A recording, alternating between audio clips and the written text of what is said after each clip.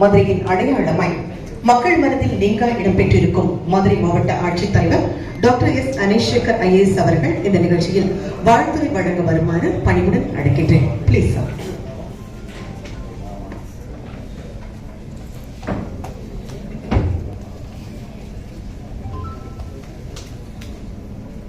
அனைவருக்கும் மாலை வணக்கம்.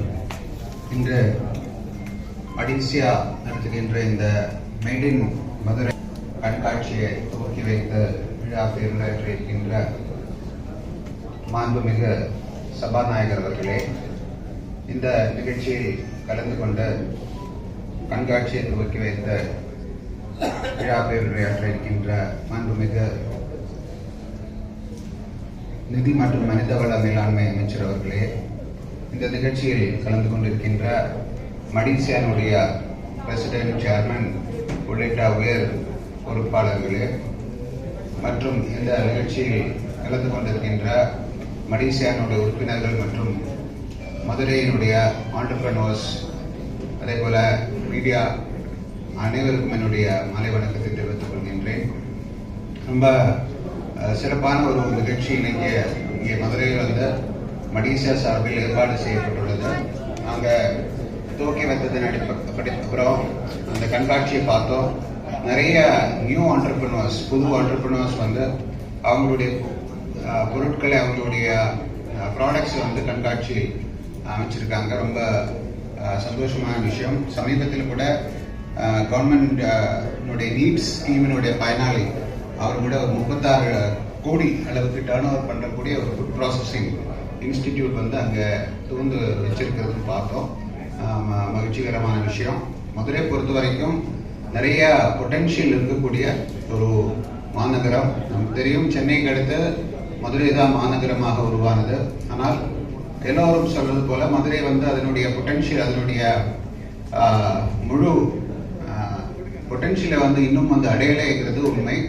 அதுக்கு வந்து பல்வேறு விஷயங்கள் நம்ம செய்யறதுக்கு தயார் செஞ்சு கொண்டிருக்கின்றோம். மதுரைக்கு வந்து புதுசாக ஒரு மாஸ்டர் பிளான் பண்ணணும்ங்கிறது அனைத்து இண்டஸ்ட்ரியலிஸ்டும் அனைத்து பொதுமக்களும் வச்ச கோரிக்கையின் அடிப்படையில் இப்போ வந்து மதுரை மாஸ்டர் பிளான் நம்ம புதுசா அமைக்கிறதுக்கு தயார் பண்ணி கொண்டிருக்கின்றோம்.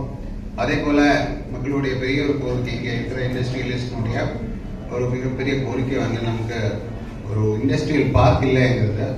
அதுக்கும் வந்து தகுதியான ஒரு இடத்தை தேர்வு பண்ணி ஒரு இன்டர்நேஷனல் ஸ்டாண்டர்டில் ஒரு நல்ல ஒரு சிப்காட் இண்டஸ்ட்ரியல் பார்க் உருவாக்குறதுக்கும் நம்ம வந்து இடத்தை கண்டுபிடிக்கிறதுக்காக முயற்சி பண்ணிட்டு இருக்கோம். ஸோ கண்டிப்பாக மதுரையினுடைய பொட்டென்ஷியல் வருங்காலங்களில் அடையணும் என்கிற இலக்குடன் டார்கெட்டடாக வி வில் டெஃபினெட்லி ஒர்க். அதுக்கு உங்களுடைய ஒத்துழைப்பு, உங்களுடைய சஜஷன்ஸும் வந்து வரவேற்கிறோம். மதுரை ஏற்கனவே நிறைய பொட்டென்ஷியல் இருக்கு.